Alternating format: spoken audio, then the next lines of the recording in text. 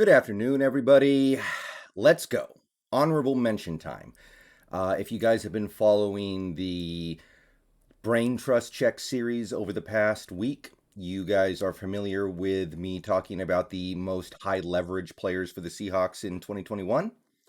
So before we go to number one, which we will do tomorrow, and most of you can probably already figure out who the player is going to be, I want to do some honorable mentions because the 7 players that I talked about over the course of the last week, they're not the only players who have something to prove on behalf of themselves and the front office.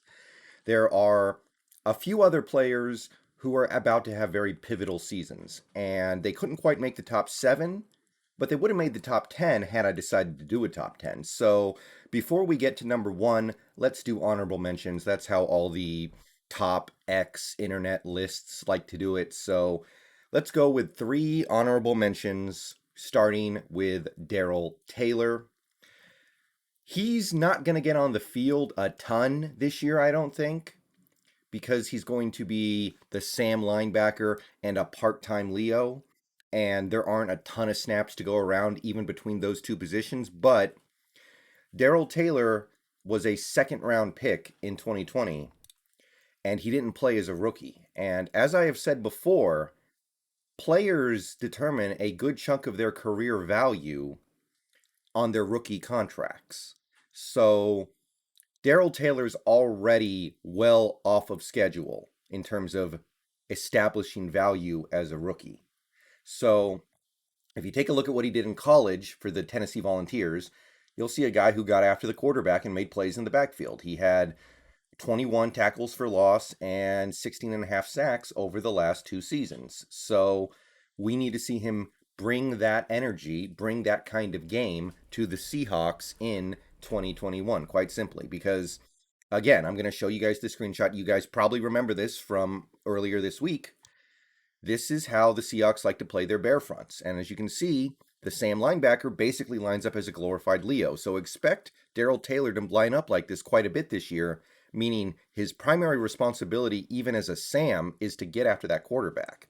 So I'm not asking him to have double-digit sacks as a rookie. I'm not asking him to be our star pass rusher. I'm asking him to find a way to contribute and start to put some value on that rookie contract. Because, again, the rookie contract is where players determine a lot of their dollar-for-dollar value. So Darrell Taylor would be number 10 on the list probably.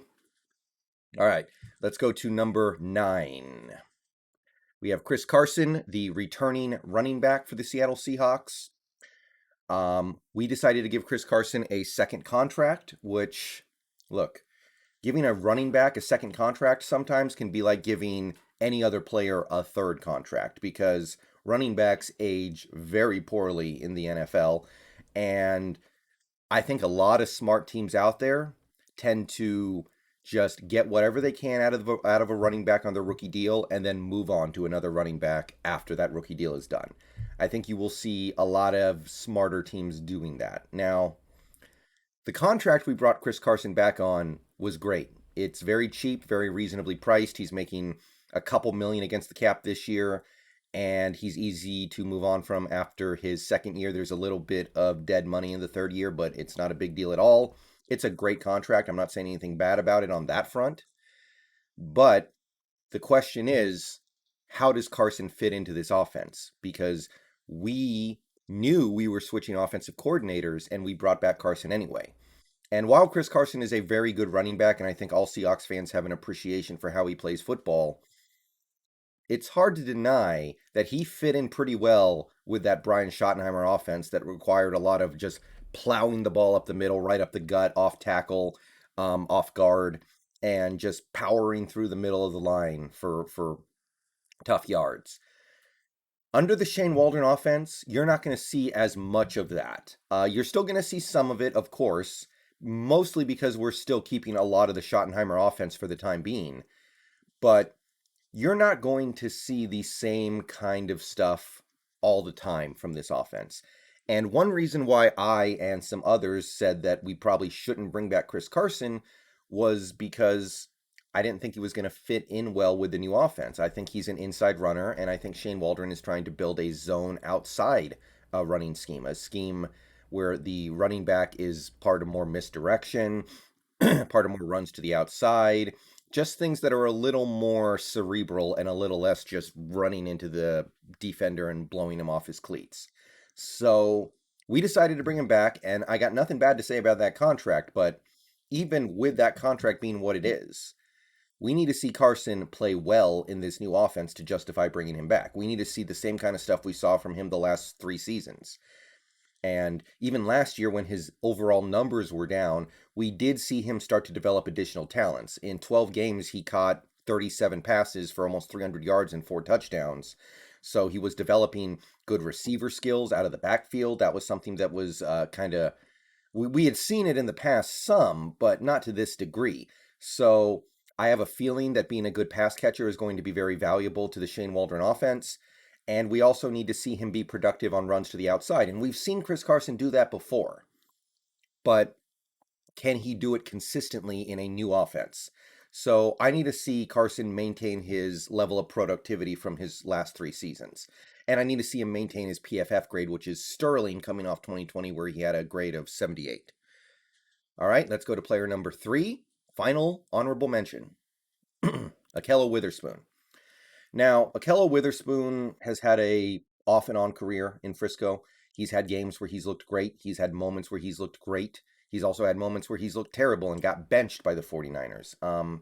He has not played a full 16-game season yet.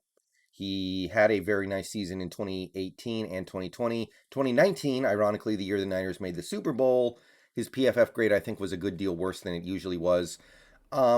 So here's the thing with Ahkello Witherspoon specifically. The Seahawks have remade their cornerback spot this year, kind of. They got rid of Shaq Griffin, or, well, they let him go, and they let Quinton Dunbar go. And letting Shaq go for that price, I mean, that was a no-brainer, obviously. I think we all would have done that. I don't know if there's a single person watching this video who would have matched or beaten that free agency contract that Shaq Griffin got. I mean, come on. That's just common sense. But looking back on it, I'm wondering if we gave Ahkello Witherspoon more money than we needed to. Because if you take a look at the stats, this is a guy who has done some good stuff in his career. He's got good coverage numbers in some of these seasons, but he's also a player who hadn't exactly earned a lot of love in Frisco over his tenure there. It was very mixed. He gave up 13 touchdowns in coverage over 2018 and 2019.